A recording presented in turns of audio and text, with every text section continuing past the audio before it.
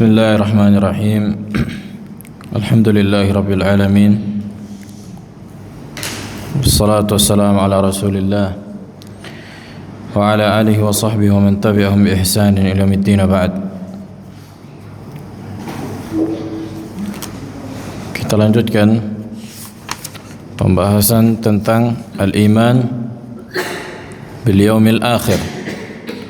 Beriman terhadap hari akhir.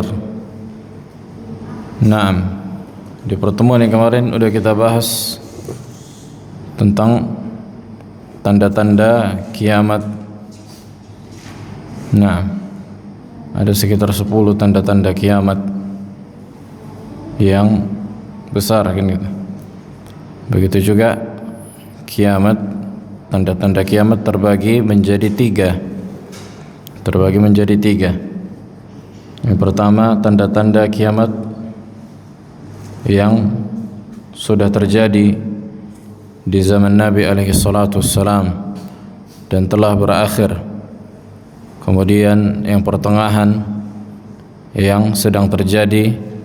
Kemudian tanda-tanda yang besar yang belum terjadi. Kemudian beliau menyebutkan diantaranya khuruj Isa alaihissalam, keluarnya Mahdi, dabbatul ard. Nah, sampai ila akhirih, sampai api yang keluar dari Aden, dari Yaman, menggiring manusia ke mahsyar mereka. Kemudian setelah membahas tanda-tanda kiamat, kita akan membahas fase-fase kehidupan akhirat setelah kematian. Qala al-muallif al-mabhas ats-tsani na'imul qabri wa 'adzabuhu, nikmat kubur dan azab kubur. Nikmat kubur atau azab kubur itu juga dikatakan beriman terhadap alam barzakh, beriman terhadap adanya alam barzakh. Sebagaimana disebutkan Ali radhiyallahu taala anhu, sesungguhnya hari akhirat memiliki kehidupan dan alam barzakh adalah awal dari kehidupan akhirat. Maka barang siapa yang selamat di alam barzakh, maka akan selamat di kehidupan yang akan datang. Naam. Maka Ahlus Sunnah wal Jamaah menetapkan adanya alam barzakh. Alam barzakh sebuah alam di mana alam gaib dikatakan barzakh karena dia menghalangi antara dunia dan al-akhirat. Maksudnya akhirat di sini adalah al-qiyamah, hari kiamat.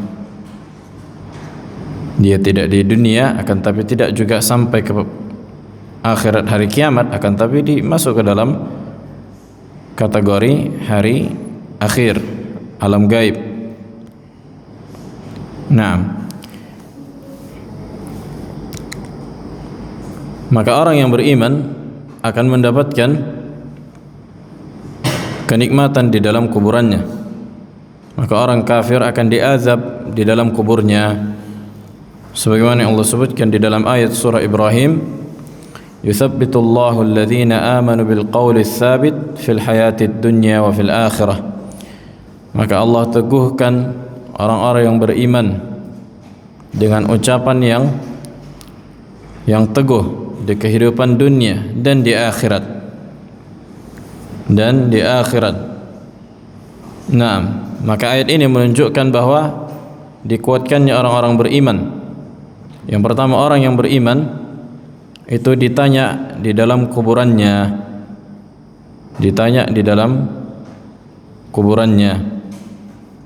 Sebagaimana disebutkan dalam hadis yang dikeluarkan oleh Imam Bukhari, hadis Al-Bara' ibn Azib radhiyallahu taala anhuma, dari Nabi sallallahu alaihi wasallam bersabda atau berkata, "Idza aq'ada al-mu'min fi qabrihi utiya thumma syahida an la ilaha illallah wa anna Muhammadan Rasulullah fadzalika qauluhu yuthabbitu Allahu alladhina amanu bil qawli tsabit al-ayah. Maka apabila seorang mukmin yang sudah mati kemudian dikuburkan, kemudian dia akan didatangi malaikat. Nah, kemudian dia ditanya tentang kalimat la ilaha illallah. Maka Allah pun menguatkan orang-orang yang beriman.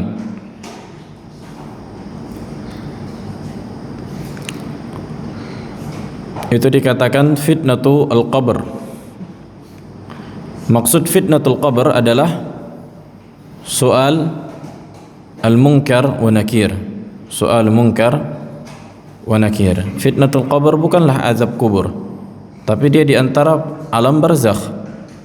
Jadi seseorang pertama ditanya, dan ikhtilaf al-ulama, selisih para ulama siapa saja yang ditanya, dan sepakat para ulama bahwa para anbiya tidak ditanya di dalam kuburan mereka. Itu pertanyaan yang tiga, man rabbuk wa man nabiyuk wa ma dinuk.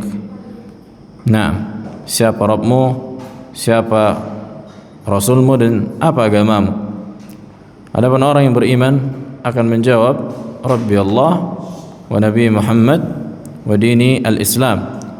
Tuhanku atau Rabbku adalah Allah, Nabiku adalah Muhammad, dan agamaku adalah Islam. Adapun orang yang kafir atau orang yang tidak mempelajari agama Islam sama sekali, dia akan berkata, ha la adri. Ini ungkapan dalam bahasa Arab. Apa itu? Pertanyaan apa? Aku enggak tahu. Sami'tun nasa yaqulu syai'an. Aku mendengar orang-orang mengatakan sesuatu atau meyakini sesuatu, faqultuh, kemudian aku pun mengikutinya. Nah, dan Syekh Muhammad bin Abdul Wahhab beristidlal dengan hadis ini tentang wajibnya mengilmui tentang masalah keimanan. Jadi enggak boleh seseorang taklid dalam masalah keimanan. Tidak boleh seorang taklid, artinya mengikuti tanpa dalil masalah keimanan. Maka yang disebutkan Syekh Muhammad bin Abdul Wahhab rahimahullah di kitab Ushul Tsalatsa, mengenal Allah, ma'rifatullah wa ma'rifatu an-nabi wa ma'rifatu dinil Islam bil adillah. Mengenal Allah, Rasulnya, dan agama Islam bil adillah, dengan dalil. Maka ini yang wajib bagi kita. Makanya kita belajar supaya kita bisa selamat di akhirat, kita mengetahui dalilnya. Nah, adapun azab kubur, maka itu ditetapkan oleh Al-Quran dan Sunnah, sebagaimana Allah sebutkan tentang keadaan Fir'aun. Wa haqa bi ali fir'auna su'ul azab an-naru yu'raduna 'alayha ghuduwan wa 'ashiyya wa yawma taqumu as-sa'ah adkhilu ala fir'auna ashadda al-'adzab.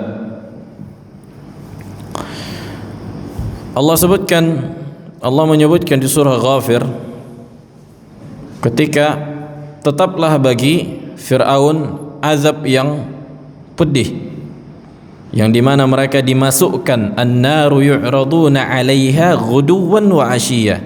Jadi Fir'aun dan bala tentara yang dimasukkan ke neraka di dalam kuburan mereka.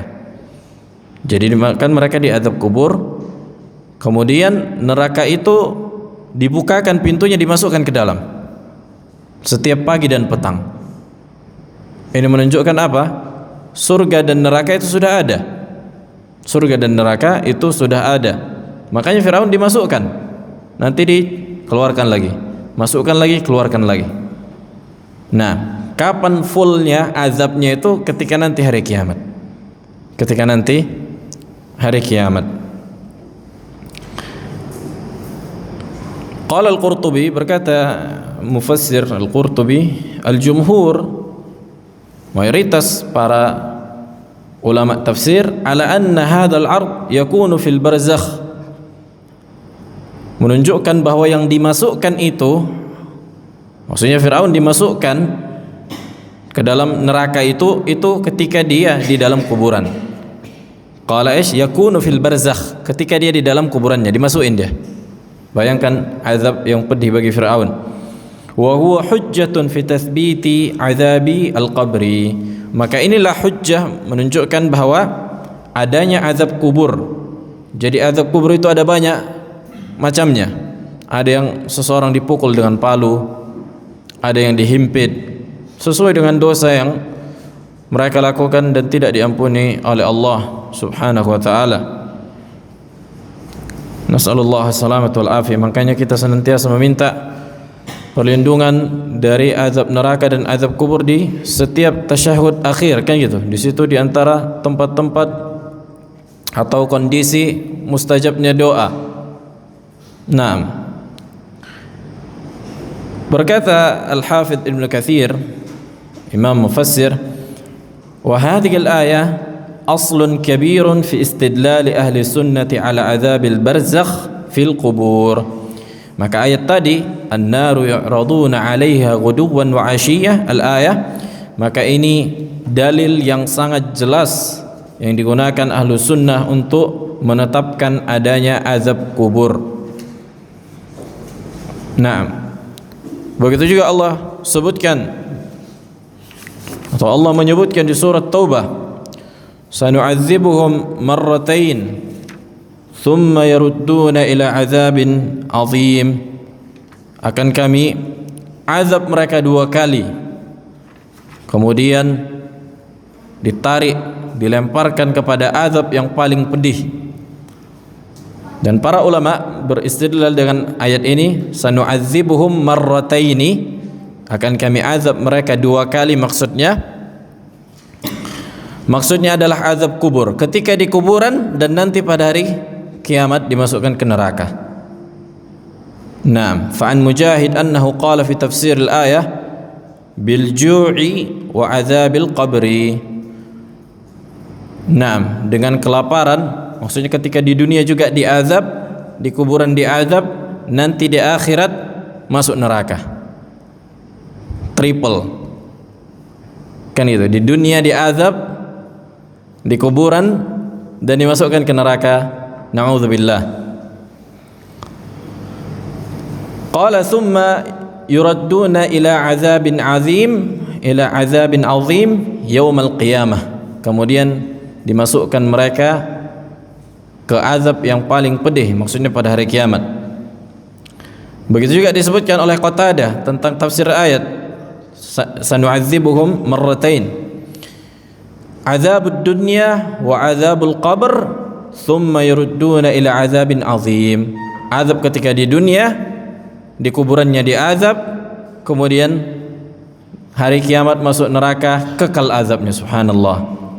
Bayangkan betapa tersiksanya hidup mereka, 3 kali diazab. Naam. Inilah azab bagi orang-orang kufar atau orang-orang yang menentang Allah dan Rasulnya. Kenapa penulis memasukkan perkara ini? Yang pertama, karena memang ini di antara keyakinan ahlu sunnah. Kemudian ada yang mengingkari adanya azab kubur, dikatakan aqlaniyun, orang-orang yang menggunakan akal mereka. Bahkan sebagian mereka mengatakan, buktinya kita masukkan kamera di dalam kuburan, kita lihat nggak ada terjadi apa-apa, kata mereka. Maka kita katakan ini perkara gaib. Ini adalah perkara gaib yang tidak bisa dijangkau oleh akal manusia.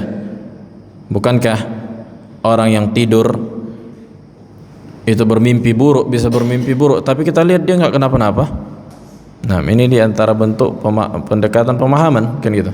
Begitu juga orang yang koma, bisa jadi sedang koma, dia nggak tahu, mungkin diazab, dikejar-kejar sesuatu yang menakutkan, tapi dia nggak bisa, kita lihat nggak kenapa-napa fisiknya. Nah,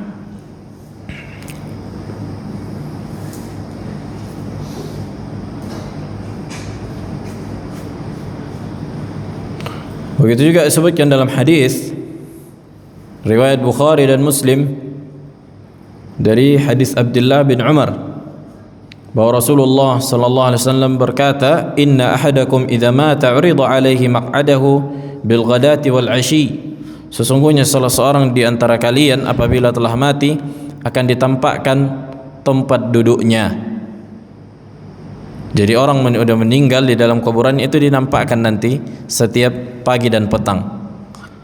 Nah, tempat duduknya, maksudnya rumahnya nanti di akhirat itu di mana udah tahu dia. In kana min ahlil jannah, kalau dia ditakdirkan di antara orang yang akan masuk surga, famin ahlil jannah, maka akan mendapatkan surga. Wa in kana min ahlin nari famin ahlin nar, maka orang yang ditetapkan masuk neraka akan masuk neraka. Fayuqalu hadza maq'aduka hatta yab'atsaka Allahu yaumal qiyamah, kemudian ditunjukkan kepadanya, inilah tempat dudukmu sampai nanti Allah datangkan hari kiamat. Sampai nanti Allah datangkan hari kiamat. Begitu juga ada hadis yang panjang disebutkan senada dengan hadis ini.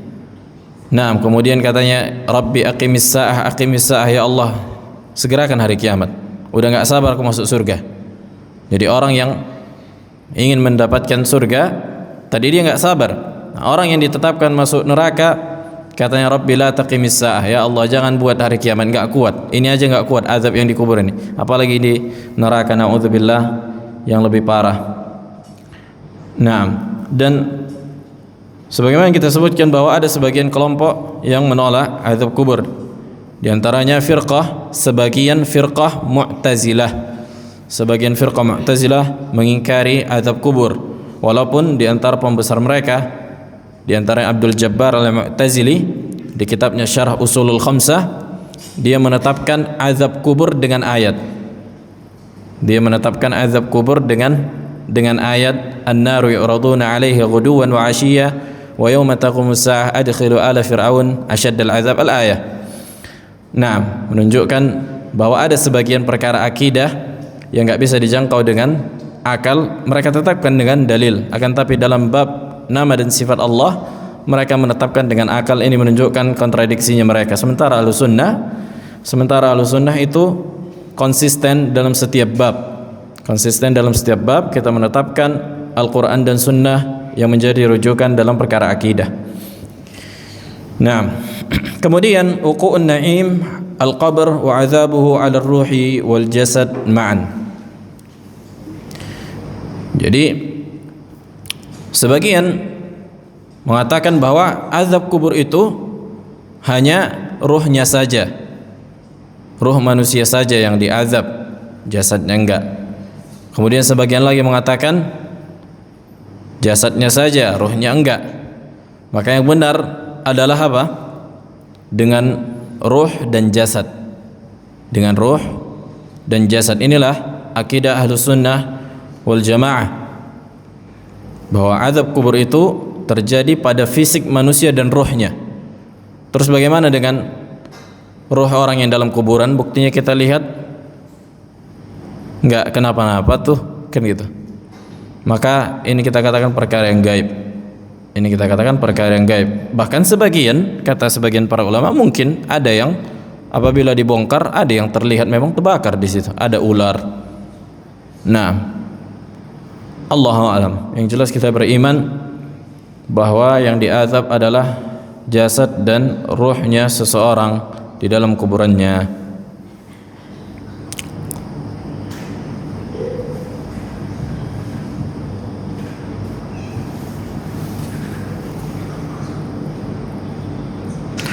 Adapun keterkaitan dengan ruh dan jasad, bukankah disebutkan dalam hadis yang banyak kan gitu, nasamatu al-mu'min fi ta'irin atau ya'laqu fi ta'ir min tuyuril jannah. Disebutkan dalam hadis sahih, bukankah ruh seorang yang beriman itu berada di temboloknya apa? Burung, yakni terbang di dalam surga. Nah, maka kita katakan na'am, ini di antara bentuk nikmat kubur yang diberikan kepada orang-orang yang beriman, dan tidaklah menjadi sebuah kontradiksi kalau itu terjadi pada fisiknya. Tidaklah kontradiksi itu terjadi pada fisik dan jasadnya. Akan tetapi, soalnya kan ada pertanyaan, bukankah enggak akan ada yang masuk ke dalam surga kecuali apa? Kecuali Nabi yang pertama kali membuka pintu. Kenapa mereka udah ada di surga? Nah, kita katakan demikian. Adapun laisa dukhul at-tam, kata para ulama, bukan masuk yang sempurna, karena mereka kadang dikeluarin gitu, kadang masukin, kadang sebagaimana orang yang diazab tadi, di dalam neraka itu nggak full. Ada yang dikeluarin, ada yang maksudnya dikeluarin nggak di neraka tapi di alam barzakh diazab gitu. Sebagaimana orang yang mendapatkan kenikmatan kuburan, kadang masuk surga dikeluarkan, kadang di dalam kuburannya itu diberikan kenikmatan.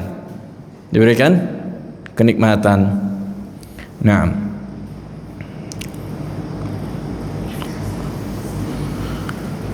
kemudian al-matlab ats-tsalits berkaitan dengan masalah barzakh, kuburan, al-iman bil malakai munkarun wa nakir, beriman terhadap dua malaikat munkar dan nakir.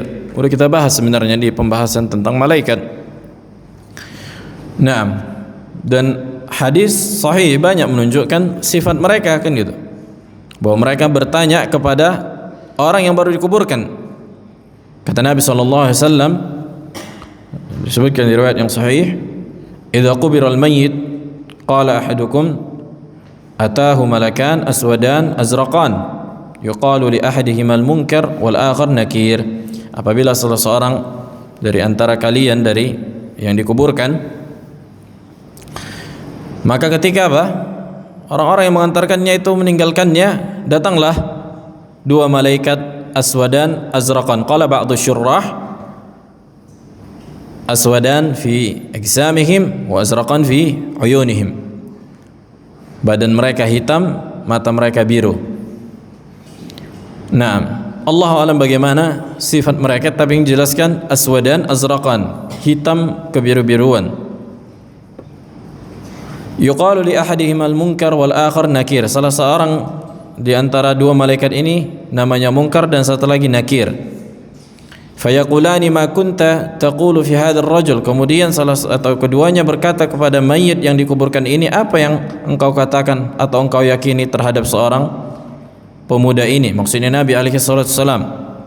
Fayaqulu ma kana yaqulu huwa abdullahu wa rasuluh. Maka kalau dia beriman, dia akan mengatakan dia hamba Allah dan Rasulnya. Asyhadu an la ilaha illallah wa anna Muhammadan abduhu wa rasuluh. Fayaqulani, kemudian dua malaikat tadi munkar dan nakir juga berkata, qad kunna na'lamu annaka taqulu hadza thumma yufsahu lahu fi qabrihi 70 dhira'an fi 70. Kemudian malaikat itu sudah tahu kalau engkau di dunia adalah orang yang beriman, adalah orang yang mentauhidkan Allah, kan gitu, orang yang mengikuti Nabi alaihissalam. Kemudian dibukakanlah sebuah jalan di kuburannya, 70 dhira', 70 hasta di setiap 70. Wa in kana munafiqan, apabila orang yang munafik, orang kafir atau orang yang meninggalkan Islam, qala sami'tu an-nasa yaquluna faqultu mithlahu la adri, maka aku mendengar manusia mengucapkan sebuah ucapan atau keyakinan, aku ikut-ikutan, tapi hakikatnya aku nggak tahu. Makanya udah kita bahas tadi bahwa ini dalil menunjukkan dalam akidah itu nggak boleh taklid, tidak boleh taklid. Harus kita mengetahui ada dalilnya, harus mengetahui ada dalilnya. Fayaqulani qad kunna na'lamu annaka taqulu dzalik. Kemudian dua malaikat tadi mengatakan, kita udah tahu nih kalau engkau cuma ikut-ikutan. Fayuqalu lil ardi iltami'i, maka dikatakan kepada tanah itu, berhimpitlah kalian. Artinya dihimpit dia di dalam kuburannya. Fatakhtalifa adla'uhu fala yazalu fika mu'adzaban hatta yab'atsahu Allahu min madja'ihi dzalik. Sampai disebutkan rusuknya itu kayak gini dia, yakni takhtalifa adla'uhu, rusuknya sampai menyatu karena dihimpit di dalam kuburannya. Na'udzubillah. Begitulah dia terus diazab sampai Allah membangkitkannya dari kuburannya nanti hari kiamat. Naam.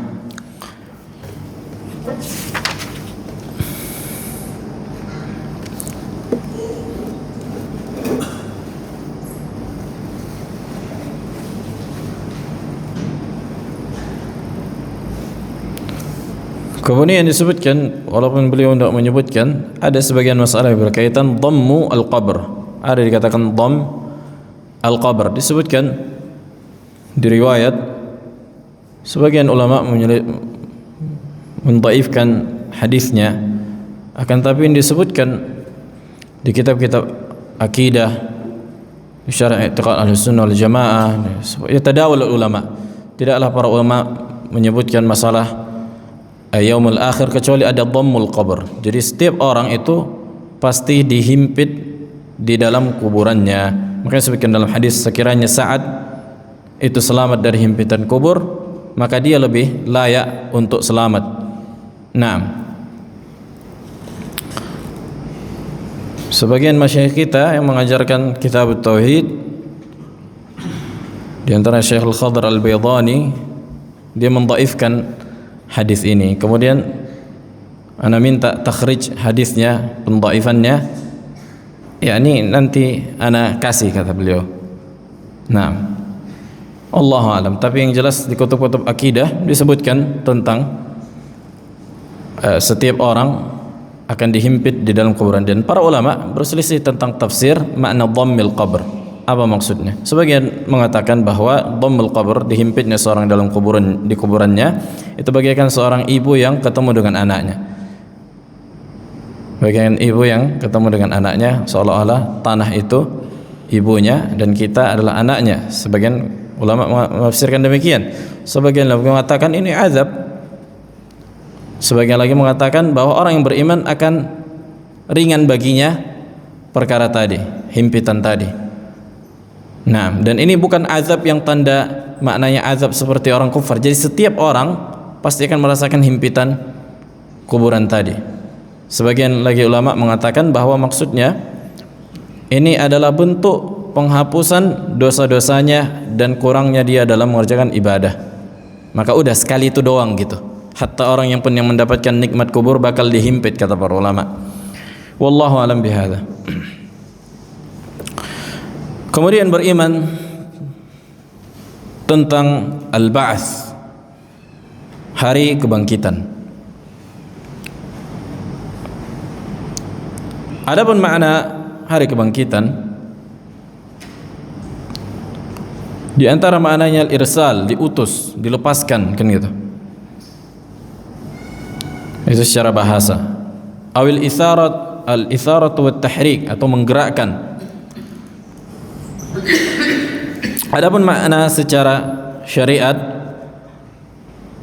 artinya ihya'ullahi lil mauta wa ikhrajuhum min quburihim, di mana Allah menghidupkan seluruh mayit dan mengeluarkan mereka dari kuburan mereka.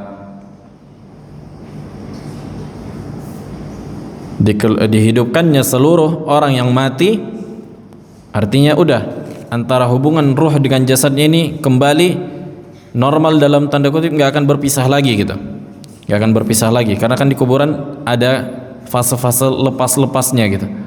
Kalau ini udah bersatu lagi ruh dengan jasad mereka secara utuh, nggak akan lepas lagi.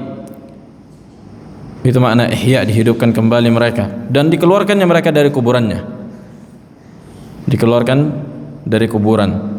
Makanya subhanallah nggak bisa kita gunakan akal kita, karena bukankah pada hari kiamat bumi dihancurkan, matahari hancur, langit hancur. Yauma tubaddalul ardu ghairal ardi was samawat, diganti bumi dengan bumi yang lain. Ya ini di mana kuburan orang? Kan gitu. Di mana kuburan orang? Bukankah kuburan orang sekarang di bumi, di tanah yang kita lihat sekarang, sementara pada hari kiamat bumi diganti dengan bumi yang lain? Maka ini nggak bisa dijangkau oleh akal kita, katakan di alam barzakh. Allahu a'lam. Yang jelas manusia akan dibangkitkan dari kuburannya, dan yang pertama kali dibangkitkan dari kuburannya adalah Nabi alaihissalam, seperti yang disebutkan dalam hadis-hadis yang telah berlalu. Nah, kemudian anna Allah ta'ala yajma'u ajsad al-maqburin allati tatahallat aw tahallalat wa yu'iduha biqudratihi kama kanat thumma yu'idu al-arwah ilaiha wa yasuquhum ila mahsyarihim li fasl al-qada. Kata beliau, kemudian Allah mengumpulkan jasad-jasad orang yang dikuburkan seluruhnya, allati tahallalat, yang dimana udah apa? Udah hancur. Dan sebagian orang-orang filsafat mengingkari bahwa manusia dibangkitkan dengan fisik mereka sendiri, maksudnya fisiknya tadi. Karena kata mereka apa? Karena manusia kalau udah dimakan, contohnya dimakan harimau, harimau dimakan manusia lagi, manusia dimakan harimau, udah hilang kan itu, tahallalat, udah beregenerasi, udah apanya, fisiknya. Gimana menghidupkannya kata mereka? Nah, berarti Allah enggak bisa menghidupkannya. Di mana mereka mengkiaskan kekuatan Allah, kemampuan Allah dengan kemampuan makhluk. Nah, semuanya mudah bagi Allah Subhanahu wa ta'ala, dan menghidupkan atau membangkitkan lebih mudah dari menciptakan, dari yang sebelumnya enggak ada, sebagaimana Allah sebutkan. Nah, kata Allah Subhanahu wa ta'ala, wa daraba lana mathalan wa nasiya khalqah. Allah memperbuat sebuah permisalan dan manusia melupakannya.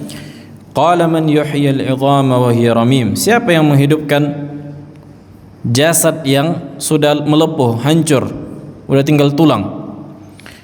Qul yuhyil ladzi ansha'aha awwala marrah. Katakanlah yang menghidupkannya dialah yang menciptakannya pertama kali. Dan menghidupkan kembali itu lebih mudah daripada menciptakan dari sebelumnya enggak ada. Wa huwa bikulli khalqin alim. Dan dia Maha mengetahui terhadap makhluknya.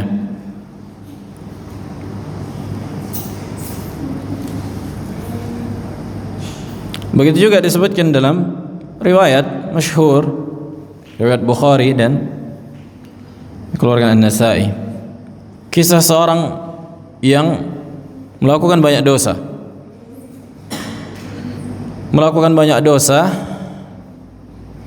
sampai dia menyangka, aduh kalau mati aku ini udah habis, ini diazab nih, diazab parah. Kemudian apa yang dilakukannya sebelum wafatnya? Dia wasiatkan kepada anak-anaknya ketika dia mau mati supaya apa? Membakarnya sampai jadi debu. Kemudian debu tadi dibuang ke udara sampai hilang. Nah, kemudian pada hari kiamat ditanya kepada orang tadi, Allah bertanya kepadanya, lima fa'alta, kenapa engkau lakukan perbuatan itu? Qala khasyatuk faghafara lahu, disebabkan aku takut ya Allah, maka Allah pun mengampuninya. Berarti nanti kalau ada orang buat dosa tinggal buat kayak gini. Sebutkan para ulama, ini sebenarnya kisah sebelum Nabi SAW, kisah Israiliyat, maksudnya umat-umat terdahulu, kan gitu. Sebagian ulama beristidlal dengan hadis ini tentang adanya uzur bil jahal dalam perkara agama. Orang yang bodoh, yang tidak mengetahui, bisa jadi diberikan uzur kalau kebodohannya bukan muncul disebabkan membangkangnya dia. Kata para ulama, laisa nasyi'an anil i'rad. Nah, adapun orang yang bodoh disebabkan membangkang, maka tidak diberikan uzur.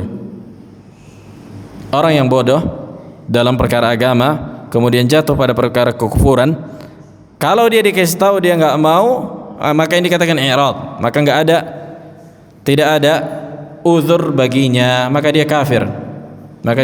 Setelah diberikan ilmu.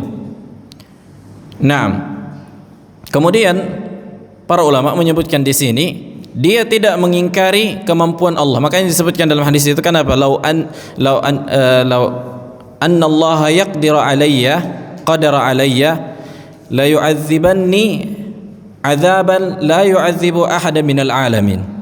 Sekiranya Allah mampu menghidupkanku, membangkitkanku, maka dia tak akan pernah mengazab seorang pun lebih parah dari azabku ini. Artinya kalau aku dibangkitkan oleh Allah, udah nih, manusia yang paling parah azabnya adalah aku, karena saking banyak dosaku. Itu kata orang itu. Maka disebutkan para ulama, dia tidak sedang mengingkari kudrah Allah sebenarnya, akan tapi dia menyangka, dia berusaha mencoba-coba bahwa kalau modelnya dimatikan kayak gini, bisa jadi Allah enggak membangkitkannya. Wallah. Kalau yakni sebenarnya ada juga unsur mengingkari kudrah kan gitu. Akan tapi kalau modelnya matinya kayak gini, dibakar, diharuskan, kemudian dibuang ke laut atau ke udara, maka bisa jadi Allah enggak menghidupkanku lagi. Tapi kalau mati sebagaimana keumuman manusia, enak saja Allah, gampang bagi Allah menghidupkan. Walaupun ada juga unsur mengingkarinya. Akan tapi ini taujih para ulama. Tapi yang jelas mengingkari kemampuan Allah di antara apa? Kekufuran. Mengingkari kemampuan Allah atau ragu, syak. Itu kan syak itu, ragu. Siapa yang ragu bahwa Allah enggak mampu melakukan ini dan itu dan perkara yang mungkin, maka di antara bentuk kekufuran. Karena kekufuran itu bisa jadi karena keraguan-raguan. Nah,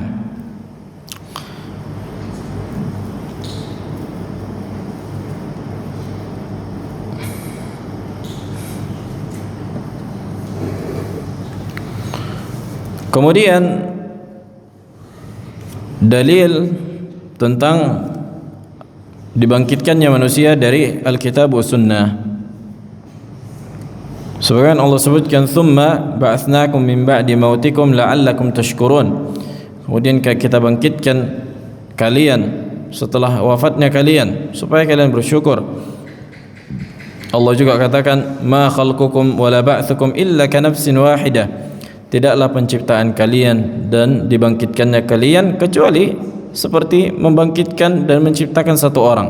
Sebanyak apapun manusia, itu mudah bagi Allah kayak menciptakan satu orang, bahkan lebih mudah.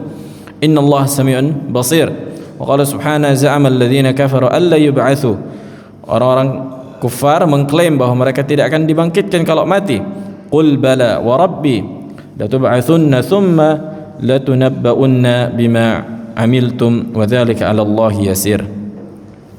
Maka bala wa rabbi, demi Allah pasti kalian akan dibangkitkan dan dikabarkan kepada kalian apa yang kalian lakukan, dan itu adalah perkara yang mudah bagi Allah.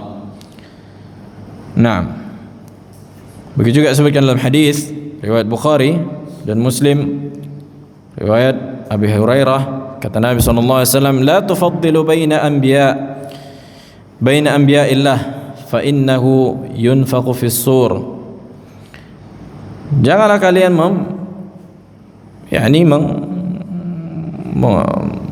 melebih-lebihkan di antara para nabi. Fa innahu yunfaqu fis sur fayus'aqu man fis samawati wa man fil ardi illa man syaa Allah qala thumma yunfaqu fihi marratan ukhra fa akunu awwalu man bu'its atau fi awwali man bu'its fa idza Musa akhidun bil arsy. Sebutkan dalam hadis yang panjang bahwa ketika ada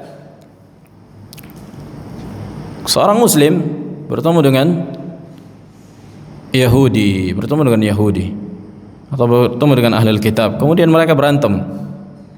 Nah, kemudian di situ dia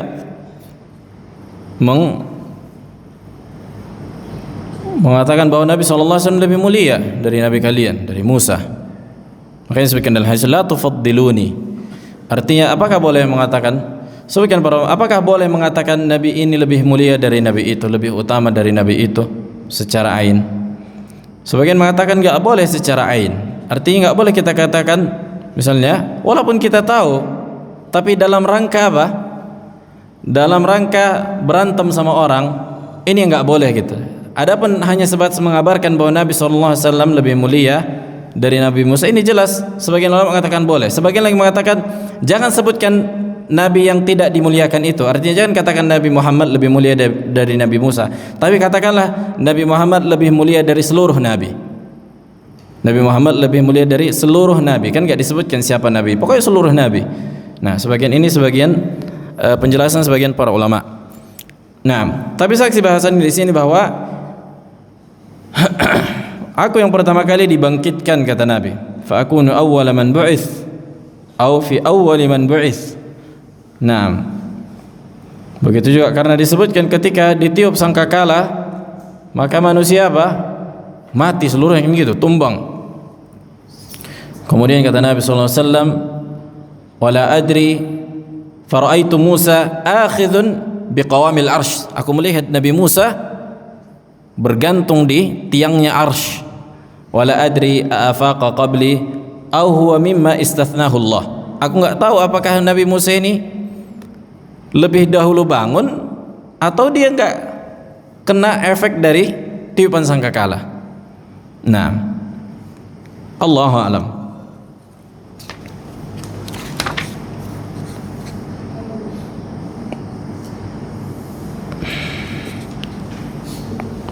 Kemudian al-hasyr, setelah al-ba'ats, al-hasyr, dibangkitkan kemudian dikumpulkan.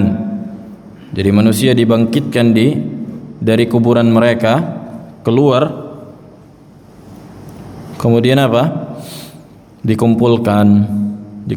Kata sebagaimana Allah sebutkan, wa hasyarnahum falam nughadir minhum ahada. Dan akan kami kumpulkan seluruh manusia dan takkan pernah salah seorang pun akan ditinggalkan. Artinya seluruh manusia dari Adam sampai manusia terakhir akan dikumpulkan. Wa qala ta'ala yauma tubaddalul ardu ghairal ardi was samawat wa barazu lillahil wahidil qahhar. Nah, jadi akan terjadi padang mahsyar nanti pada hari kiamat. Manusia akan berkumpul di situ seluruhnya. Begitu juga disebutkan dari riwayat Aisyah. Kata Aisyah radhiyallahu taala anha, sami'tu Rasulullah alaihi salatu wassalam yaqul yuhsyarun nasu yaumal qiyamati hufatan 'uratan ghurla. Kata Nabi sallallahu alaihi wasallam, manusia akan dikumpulkan pada hari kiamat dalam keadaan hufah. Apa makna hufah?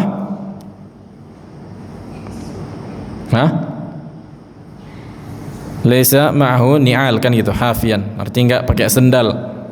Wa 'uratan, ura jamak dari ari telanjang.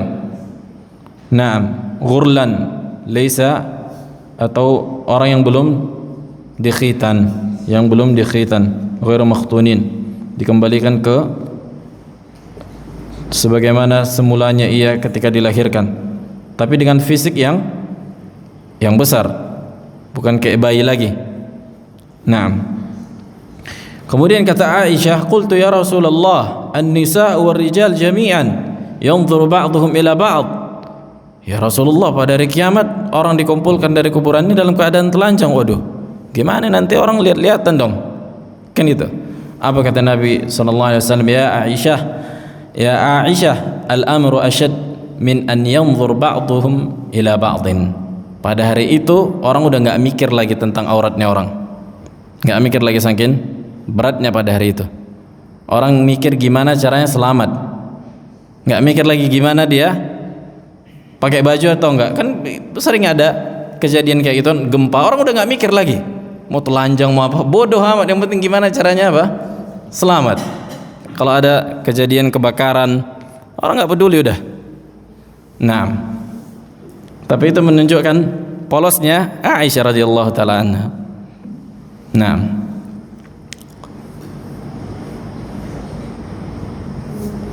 kemudian al-haud, al-mabhath atau al-matlab ar-rabi' al-haud adalah telaga yang Allah berikan kepada nabinya Muhammad sallallahu alaihi wasallam. Dan telaga haud ini di antara kekhususan Nabi sallallahu alaihi wasallam. Naam. Sebagaimana disebutkan dalam hadis bahwa sifatnya lebih putih airnya dibandingkan apa? Dibandingkan susu, dan lebih manis dibandingkan madu. Man syariba syurbatan lam yadhma' ba'dahu abada. Siapa yang meminumnya sekali tegukan tidak akan pernah merasakan kehausan selamanya. Sebagian para ulama beristilal atau beristinbat, siapa yang meminum telaga Nabi menunjukkan kalau dia akan menjadi penghuni surga. Kenapa? Karena di neraka apa? Orang haus. Nah,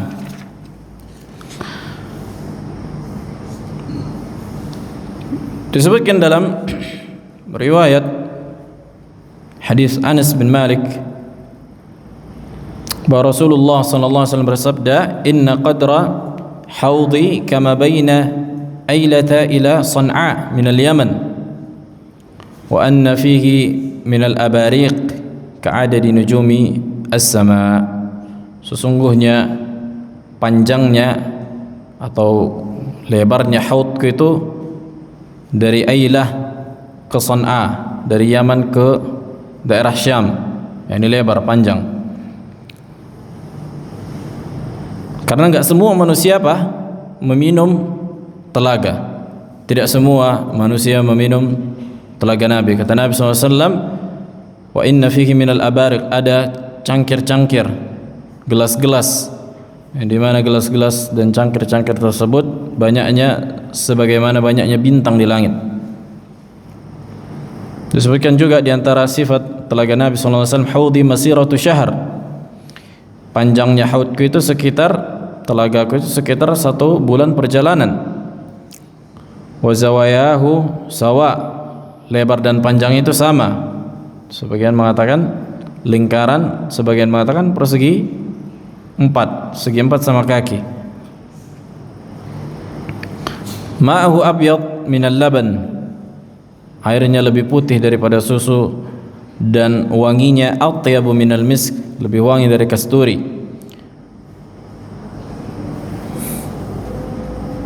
Nah, kemudian al-mizan, kemudian mizan adalah timbangan, bahwa manusia akan ditimbang amalannya dengan timbangan, dan Allah tidak membutuhkan timbangan untuk menimbang amalan manusia, akan tapi dalam rangka menampakkan keadilan Allah dan karena hikmah Allah Subhanahu wa taala. Karena ada sebagian yang menolak bahwa hari kiamat katanya Allah enggak butuh timbangan, karena yang menimbang itu adalah para pedagang yang jual-jual sayur, itu yang butuh timbangan katanya, sementara Allah enggak butuh timbangan. Lihatlah bagaimana mereka menggunakan akal mereka hatta dalam perkara yang gaib. Maka Allah Subhanahu wa taala enggak butuh timbangan, tapi Allah tunjukkan untuk menampakkan keadilannya. Dan mizan ini memiliki lisan. Lisan itu bukan lidah manusia, bukan, tapi ada tengah. Jadi neraca ada 2, kan itu. Kemudian di pertengahannya ada lisan, ini dikatakan lisan. Kemudian di sini ada 2 telinganya. Nah, bagaimana bentuknya Allahu a'lam. Kaifiyahnya enggak tahu kita bagaimana. Yang jelas secara makna kita mengetahui ada tengahnya lisannya, kemudian ada daun timbangannya, kemudian kebaikan diletakkan, begitu juga dengan keburukan diletakkan, akan terlihat mana yang lebih berat. Sebagaimana Allah sebutkan, wa nada'u al-mawazina al-qista li yaumil qiyamah fala tuzlamu nafsun syai'a, dan akan kita tegakkan timbangan pada hari kiamat untuk menegakkan keadilan, dan tidak ada seorang pun yang akan dizalimi. Begitu juga disebutkan dalam riwayat Bukhari dan Muslim dari hadis Abi Hurairah, kata Nabi sallallahu alaihi wasallam, kalimatani habibatani ila rahman khafifatani ala lisan thaqilatani fil mizan subhanallah wa bihamdih subhanallahil azim. Ada 2 kalimat yang dicintai oleh Allah, ringan di lisan dan berat di timbangan. Saksi bahasanya thaqilatani fil mizan, 2 kalimat ini berat di timbangan. Apa itu? Subhanallah wa bihamdih subhanallahil azim. Maksudnya pahalanya berat di timbangan. Nah, begitu juga disebutkan bahwa ketika Ibnu Mas'ud memanjat sebuah pohon, kan gitu, kemudian tersingkap kainnya, kemudian sebagian sahabat tertawa karena melihat kecilnya betis Ibnu Mas'ud radhiyallahu taala anhu. Kemudian kata Nabi sallallahu alaihi wasallam, mimma tadhakun? Qalu ya Nabi Allah, min diqqati saqai. Ya Rasulullah, karena lucu kita lihat betisnya Ibnu Mas'ud. Kemudian kata Nabi sallallahu alaihi wasallam, qala walladzi nafsi biyadihi lahuma athqalu fil mizani min Uhud. Demi zat yang jiwaku berada pada genggamannya, demi Allah, Sesungguhnya betisnya Ibnu Mas'ud lebih berat di timbangan itu dibandingkan apa? Dibandingkan Jabal Uhud. Bayangkan Jabal Uhud yang di Madinah, kalau diangkat dikeluarkan semua tanahnya sekian ribu ton. Naam. Adzan. Fadhal. Baik. Kemudian apa yang akan ditimbang? Apakah amalan manusia atau catatan amalnya atau fisiknya? Sebagian mengatakan amalannya, sebagian lagi mengatakan catatannya, sebagian lagi mengatakan fisiknya. Adapun amalan dia akan berubah menjadi makhluk pada hari kiamat. Makanya ini yang diingkari sebagian orang-orang Mu'tazilah. Sebagian Mu'tazilah mengatakan bagaimana mungkin Allah menimbang amalan manusia sementara amalan arad itu yajuzu zawaluhu, sesuatu yang boleh hilang. Contohnya antum salat tadi maghrib kan gitu, mana salatnya? Bisa nggak dilihat? Ini kata mereka. Maka sebenarnya yang menjadi perkara yang ditimbang adalah amalan salat tadi itu dicatat kemudian diubah bentuk yang menjadi makhluk sesuai dengan bentuk yang Allah kehendaki. Sesuai dengan bentuk yang Allah kehendaki. Bukankah disebutkan di dalam kuburan siapa yang ana amaluka saleh, katanya. Disebutkan dalam hadis bahwa dia mendapatkan seorang yang bagus rupanya, wangi baunya. Apa kata orang tadi? Ana amaluka saleh, aku ini amalan solehmu. Kemudian ada juga manusia yang ketika dalam kuburnya didatangi seorang apa? Rupanya jelek, baunya bau, kan gitu. Apa kata? Ana amaluka su, aku amalan burukmu. Dia nggak suka gitu. Nah, ini menunjukkan bahwa apa? Menunjukkan bahwa amalan seseorang di hari kiamat itu akan diubah menjadi makhluk. Itulah yang akan ditimbang. Begitu juga disebutkan dalam hadis, Iqra'u Zahrawayain, bacalah Zahrawayain. Apa Zahrawayain? Suratul Baqarah wa Ali Imran. Kata Nabi SAW, fa innahuma ya'tiyani yaumal qiyamah ka'annahuma ghamamatan wa ghayayatan. Bacalah surah Al-Baqarah wa Ali Imran, karena pada hari kiamat dia akan datang dalam bentuk awan tebal yang akan menolong kalian. Nah, inilah maksudnya adalah qiraahnya tadi itu Allah ubah menjadi makhluk. Qiraahnya tadi ketika dia membaca, maka itu dicatat, kemudian hari kiamat itu akan diubah ke makhluk. Dan Allah mampu melakukan apa saja yang Allah kehendaki.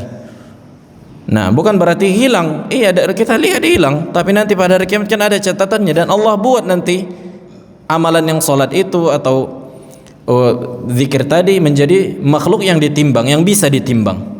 Nah, tapi subhanallah mereka beristidlal. Orang-orang Mu'tazilah beristidlal, kata mereka Al-Quran makhluk. Apa dalilnya katanya ini? Iqra'u Zahrawayain, bacalah Al-Baqarah wa Ali Imran, fa innahuma ya'tiyani yaumal qiyamah ka'annahuma ghamamatan wa ghayayatan. Karena pada hari kiamat datang dalam bentuk awan. Kata mereka ini menunjukkan apa? Al-Baqarah kan Al-Quran, Ali Imran Al-Quran. Kata mereka makhluk. Subhanallah, mereka tolak hadis tadi. Kata mereka apa?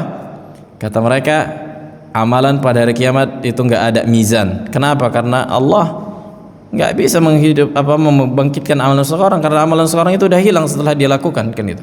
Tapi mereka gunakan hadis itu untuk mengatakan Al-Quran makhluk. Itulah menunjukkan kalau mereka sahibul hawa. Nah, kemudian yang ditimbang juga adalah catatan amalan. Jadi catatan amalan itu ditimbang. Catatan amalan itu ditimbang, kan gitu. Jadi manusia kan punya catatan amalan. Kalau sebelumnya yang dari catatan itu nanti akan dihidupkan. Misalnya dia baca Al-Baqarah, Ali Imran, dihidupkan, nanti dimunculkan awan. Begitu juga disebutkan dalam hadis, ana amaluka saleh, amalan-amalannya itu berubah jadi manusia. Allah buat kayak gitu. Nah, kalau ini catatan amalannya itu, bagaimana catatannya ini? Allah alam. Yang jelas dicatat di sisi para malaikat. Apa kata Nabi sallallahu alaihi wasallam? Inna Allah sayukhallis rajulan min ummati ala ru'usil khalaiq yawmal qiyamah fayunsharu lahu 99 sijillan kullu sijillin mithlu muddi al-basar. Akan dikumpulkan manusia di hadapan, ada seorang dikumpulkan di hadapan para manusia pada hari kiamat, maka akan dikeluarkan catatan amalnya 99 catatan amalannya. Itu setiap satu catatan amalan panjangnya sejauh mata memandang. Tuh, di antara sifatnya panjangnya catatan amalnya itu sejauh mata memandang. Satu catatan, satu carik lembar ini sejauh mata memandang, ada 99 carik. Nah, kemudian kata Allah, atunkiru min hadza syai'an, ini tampakkan ini kau melakukan ini dan itu. Apakah engkau ingkari ini? Kata Allah, adzalamaka katabati alhafizun, adakah malaikat menzalimimu ketika mencatat amalan ini? Artinya engkau salah dalam, maksudnya malaikat salah dalam mencatat? Enggak ada kan gitu. Fayaqulu la ya rabbi, enggak ya Rabb. Fayaqulu alaka uzrun aw hasanah, engkau punya uzur enggak, punya alasan enggak atas dosa-dosa ini, atau punya kebaikan yang bisa menutup dosa-dosa ini? 99 semua dosa semua loh ini, gimana kau mau menutupinya gitu. Fayabhatur rajul, kemudian dia diam, enggak tahu lagi dia. Fayaqulu ya Rabb, kemudian dia berkata ya Rabb. Fayaqulu bala, kemudian Allah berkata tentu. Innalaka indana hasanatan wahidah, sesungguhnya engkau memiliki satu kebaikan. La zulma alaika al-yawm, yang enggak ada kezaliman atasmu pada hari ini, engkau enggak akan pernah dizalimi, tenang aja. Fatukhraju lahu bitaqatun fiha asyhadu an la ilaha illallah wa anna muhammadar rasulullah, kemudian dikeluarkanlah bitaqah, satu cari kartu catatan amalnya tadi. Kartu ini kan catatan amalannya, itulah kalimat la ilaha illallah Muhammadar Rasulullah dalam bentuk pahala. Allah buat di catatan kartu tadi, kemudian diletakkanlah di sebuah timbangan, kemudian diletakkan timbangan amalan yang buruk tadi di tempat yang lain. Fatudau as-sijillat fi kiffatin wa bitaqatu fi kiffatin, qala fatashat as-sijillat wa thaqulat al-bitaqah wa la yathqul syai'un bismillahirrahmanirrahim. Maka catatan amalannya tadi yang sekian banyak itu lebih ringan, dan bitaqah kartu yang dia mengucapkan la ilaha illallah dan mengamalkannya itu lebih berat, enggak ada apa-apanya dibandingkan amal buruknya tadi. Ini diantara fadilah apa? Fadilatut tauhid, kan itu. Fadilah, keutamaan orang yang bersyahadat, yang tidak sampai pada kekufuran, tidak melakukan kesyirikan. Nah, ini menunjukkan keutamaan tauhid. Nah, ini kartu ampuh pada hari kiamat.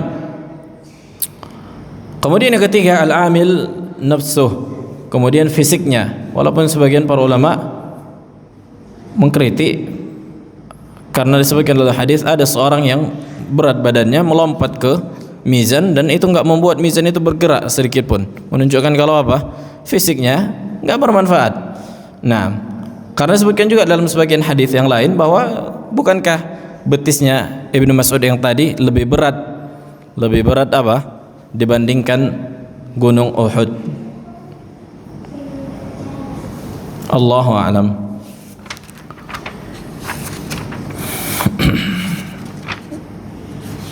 Fi soal. Naam. Waktu masih ikut pengajian masjid Nabi Muhammad kan? Itu masalah pernah Ustaz mengatakan kalau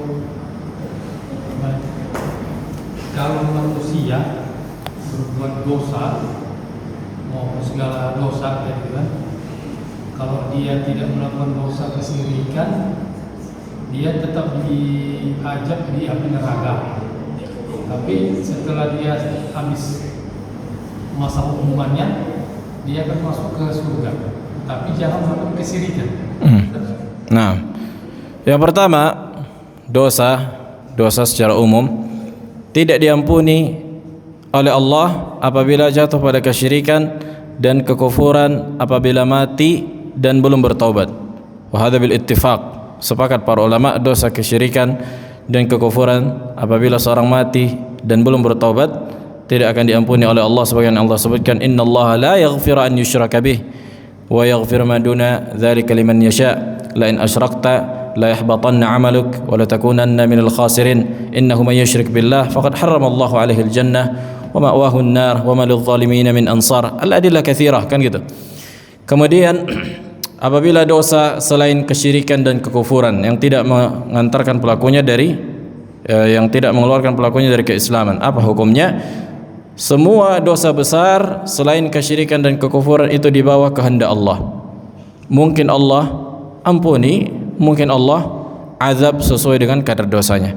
Bukan berarti harus pasti masuk neraka. Hatta orang pelaku dosa besar, walaupun ada khilaf apakah dosa besar akan diampuni tanpa bertaubat, apakah ada amalan-amalan soleh, apakah amalan soleh yang lain itu bisa mengampuni dosa besar, apakah harus bertaubat? Yang sahih wallahu a'lam bahwa dosa besar pun itu bisa diampuni dengan amalan-amalan yang lain. Nah, makanya enggak berarti siapa yang melakukan dosa besar berarti langsung masuk neraka, enggak. Tapi kalaupun dia masuk neraka karena enggak diampuni, maka enggak akan kekal di neraka. Enggak akan kekal di neraka, pasti akan masuk surga. Sebagaimana disebutkan dalam hadis, fa akhriju man kana fi qalbihi mithqala dzarratin minal iman, maka keluarkan siapa saja yang ada dalam neraka ini secuil dari keimanan di dalam hatinya, keluarkan tuh. Nah, maka itulah keyakinan Ahlussunnah wal Jamaah bahwa pelaku dosa besar belum pasti masuk neraka kalau enggak Allah ampuni, dan dosa besar itu di bawah kehendak Allah. Begitu juga bahwa amalan seorang akan ditimbang, bisa jadi amalan solehnya lebih banyak walaupun dosa besarnya ada, tapi pahala-pahalanya lebih berat dibandingkan dosa-dosanya mungkin. Makanya kita enggak boleh memastikan orang yang misalnya ada orang mati kemudian nyekek gepeng misalnya, kan gitu, apakah kita katakan ini ahlun nar ini? Enggak usah lah, bisa jadi ada kebaikan yang baik, kan gitu. Nah, bisa jadi ada, selama itu belum kekufuran dan kesyirikan yang kita lihat, maka mungkin Allah ampuni, Nah, ada lagi? Jadi Nah, ini dari keluarga istri Ana lagi. Ya, itu kan aib bukan gitu kan? Ini orang tua mertua gitu. Mereka ada sekitar 10 tahun kami berantem lagi. Karena sampai sekarang berantem. Mereka percaya sakit mereka itu dibuat orang gitu kan. Jadi mereka pergi berusaha sana. Jadi untuk pernah anak laga itu istri sama abangnya supaya jangan lagi buat seperti gitu kan. Jadi ada sekitar 2 hari 3 hari sebelum mertua perempuan meninggal dibawa lagi ini ke itu. Kalau kurang lebih kalau hitung istri anak sudah ada 10 kali berantem sama orang tuanya gitu. Dibilangin dia percaya. Jadi gini kan, ya memang tadi kan Allah gitu kan, tapi secara kita tengok itu meninggalnya kan dalam kesirikan. Jadi istri anak pernah bertanya gini, kalau aku berdoa sampai nggak sama mama gitu ya, karena mama aku mati dalam kesirikan terus bertobat. Itu kan sih. Jadi anak nggak bisa jawab. Allah musta'an. Mumpung ini sini ingat gitu. Al-asl siapa yang mati di atas kesyirikan dan kekufuran yang jelas kita mengetahui, maka enggak boleh mengampunkan untuknya karena mati di atas kekufuran, sebagaimana Allah sebutkan innahu man yusyrik billah faqad harramallahu alaihi al-jannah wa ma'wahu an-nar wa ma lidh-dhalimin min ansar. Adapun orang lain, ini masalah uzur bil jahal, apakah diberikan uzur atau tidak? ini masalah khilafiyah baina ahli al-ilm. Apakah seseorang diberikan uzur karena ketidaktahuannya, kan gitu. Yang jelas apabila seseorang qamat alaihil hujjah, tegak baginya hujjah, maka dia kafir waliyadzubillah. Siapa yang tegak baginya hujjah dan dia masih terus melakukan dosa, kekufuran dan kesyirikan, apabila dia mati dan kita ketahui dia belum bertobat, enggak boleh dimintakan ampunan untuknya karena dia kafir. Naam. Tapi kalau dia belum taubat karena kejahilannya, maka perkara yang dikembalikan kepada Allah. Apabila dia disebabkan kebodohannya dan Allah mengampuni karena kebodohan, bukan karena keterbangkangannya dia atau pembangkangan dia gitu. Makanya jahal yang dimaafkan itu jahal nasyi'un anit taksir, kata para ulama. Jahil itu ada dua. Adal jahlu nasyi'un anil i'rad, kebodohan tapi disebabkan keberpalingan. Dikasih tahu ngeyel, ini enggak diberikan uzur nih. Orang yang kayak gini enggak diberikan uzur. Nasyi'un anil i'rad, dia berpaling, udah sampai kepadanya ilmu dia berpaling. Tapi ada nasyi' anit taksir, dia kurang dalam menuntut ilmu, tapi kalau dikasih tahu dia terima, kan gitu. Bahkan jazakallah khair katanya, oh iya, kita enggak tahu kalau ini kesyirikan, ini kebodohan. Kalau kita tahu enggak akan kita kerjakan. Nah, ini yang diampuni. Ini yang diampuni. Allahu a'lam. Udah lama itu kejadiannya? Kalau kejadian kedua ini Iya. dari tahun 2000 sebelum kami tidak, cuma kebongkarannya tahun 2015. Nah, dan itu banyak sebagian orang-orang keluarga kita, kan gitu, yang masih kedukun, melakukan sihir, kesyirikan.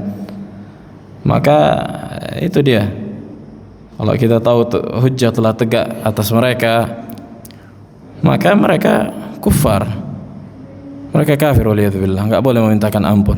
Tapi kalau enggak tegak dan kita lihat tersebarnya kebodohan, enggak ada dai dan enggak kayak sekarang ada internet, bisa jadi Allah ampuni. Karena pernah anda tanya ke Syekh Abdullah masalah kayak gitu juga, tentang seorang yang bertanya kepada ana, katanya dia punya ibunya ini apa?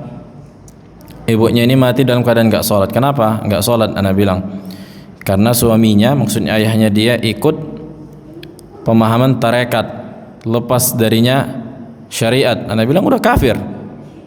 Kan itu kan, siapa yang lepas dari syariat? Apalagi Islam, ada enggak yang Islam yang tinggal sama dia lepas syariat, enggak sholat, enggak haji, enggak apa, kafir.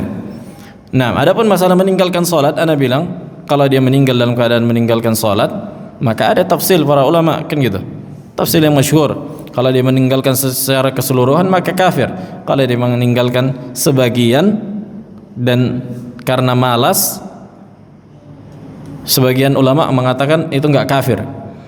Nah, kemudian ana tanyalah ke Syekh Abdullah, kita masuk jumpa, kata beliau, boleh enggak Syekh si fulan ini memintakan ampunan? Katanya, ya akhi, di negara kalian tersebar kebodohan, orang enggak bisa bahasa Arab, orang ini, kata beliau. Tapi ana tegaskan lagi, ya Syekh, ini keluar, katanya dia mengaku keluar dari Islam, kan gitu, maksudnya udah enggak ada lagi syariat bagi dia. Katanya iya, karena kalau kita tahan bisa jadi Allah ampuni, kata beliau. Nah, Allahu a'lam. Allahu a'lam. Nah, ilahuna alhamdulillah.